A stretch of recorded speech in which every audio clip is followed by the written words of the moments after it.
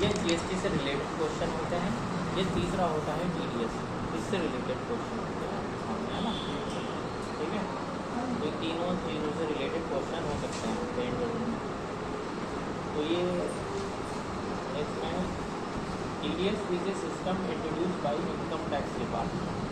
TDS जो system है वो इनकम टैक्स डिपार्टमेंट द्वारा ही है, मतलब इसमें इंट्रोड्यूस किया गया। Where person responsible for making specified payments such as salary, commission, professional fees, interest, rent, etc. is liable to deduct a certain percent of tax before making payment in full to receiver of the payment. तो देखो, अगर जहाँ पर कोई person है जो किसी को पेमेंट करता है, जैसे वो सैलरी का पेमेंट कर रहा है, कमीशन का, प्रोफेशनल फीस का, इंटरेस्ट या रेंट का, तो इस तरह का जब वो पेमेंट कर रहा है तो उस कंडीशन में उसे एक परसेंटेज के हिसाब से उसका पेमेंट करने से पहले टीडीएस काटना होता है। टीडीएस काट के वो पेमेंट करेगा, है ना। As the name suggest the concept of TDS is to deduct tax at source. Let's take an example of TDS assuming the nature of payment is professional fees on which specified rate is payable।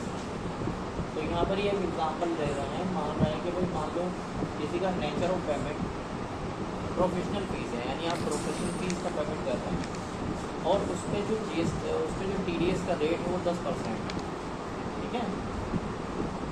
तो यहाँ पर example क्या है, XYZ limited makes payment of ₹50,000 to work professional fees to mister ABC। तो यहाँ पर क्या करा है इसमें दो लोग हैं, मिस्टर ABC है और XYZ है। तो XYZ ने मिस्टर ABC का पेमेंट किया प्रोफेशनल फीस का 50,000।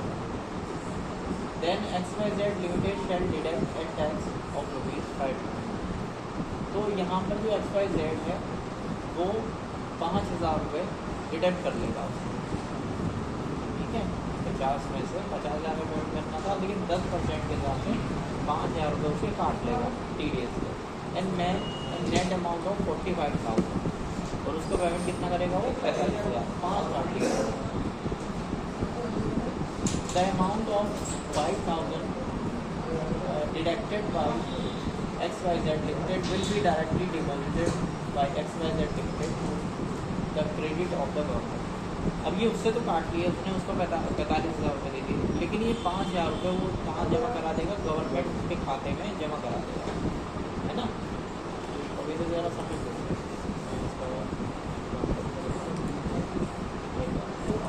जो है, दो लोग इन्वॉल्व होते हैं, एक तो होता है डिडक्टर और एक होता है डिडक्टर, है ना। डिडक्टर होता है सर्विस रिसीवर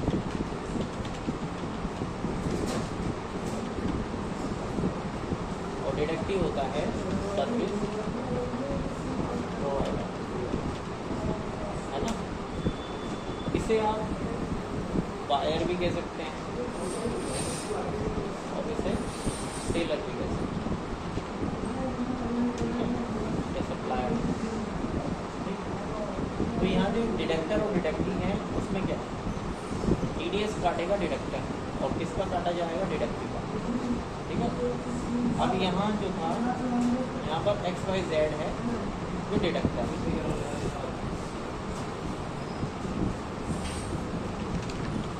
और ABC है जो डिडक्टिव, है ना। इसने जो सर्विस रिसीव करी वो 50,000 की,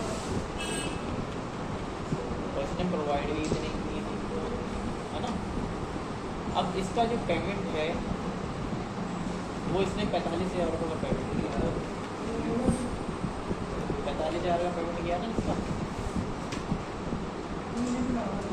5,000 TDS के काट लिए इसने, इसके 5 इसने TDS के काट, यही हुआ।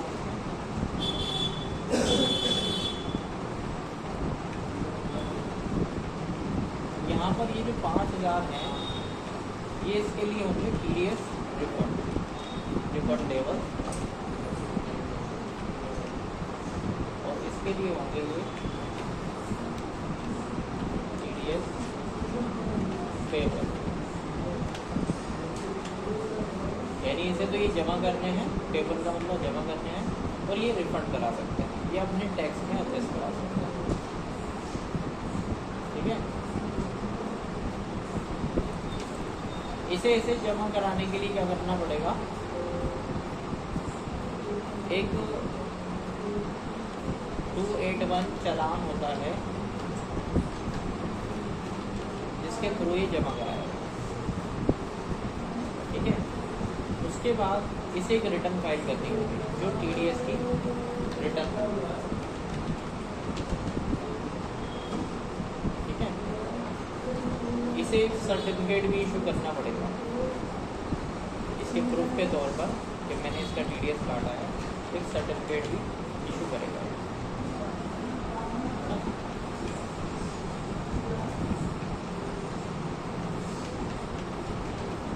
जब ये जमा कर देगा, इस चालान से जमा करा देगा, तो ये और रिटर्न भी फाइल कर देगा, तो उसके ये पोर्टल पे शो होता है, इसके इनकम टैक्स पोर्टल पे, इनकम टैक्स पोर्टल पर शो होगा ये, है ना। और वो जो फॉर्म होगा जहाँ पर इसके शो होगा वो होगा 26A स्टेटमेंट होता है, जिसमें इसके इनकम टैक्स पोर्टल पर ही शो होगा, है ना। इसे इशू करेगा तो सर्टिफिकेट ये रिसीव कर लेगा, है ना।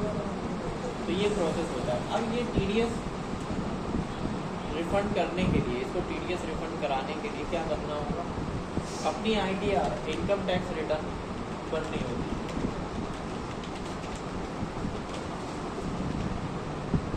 इनकम टैक्स रिटर्न भरनी होगी इस ITR, इस TDS को रिफंड करने के लिए। यह इनकम टैक्स जो है उसको या तो रिफंड कर लेगा या एडजस्ट करेगा उसमें, या फिर अगर इसकी टैक्स लायबिलिटी आएगी तो ये पैसा उसमें एडजस्ट हो जाएगा। तो ये प्रोसीजर होता है इनका TDS, इसमें ये सारी चीज़ें होती हैं, समझ में आ गया बात।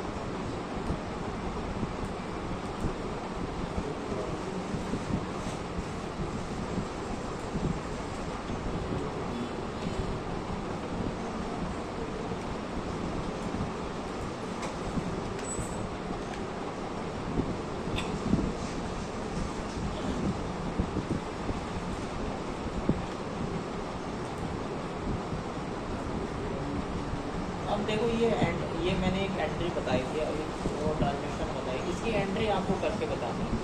50,000 का पेमेंट किया है तो इसकी एंट्री क्या करेंगे, जनरल एंट्री में आपको बताना है किसको डेबिट करना है, किसको क्रेडिट करना है, और टैक्स की लायबिलिटी मतलब जो होते 5,000 रुपये।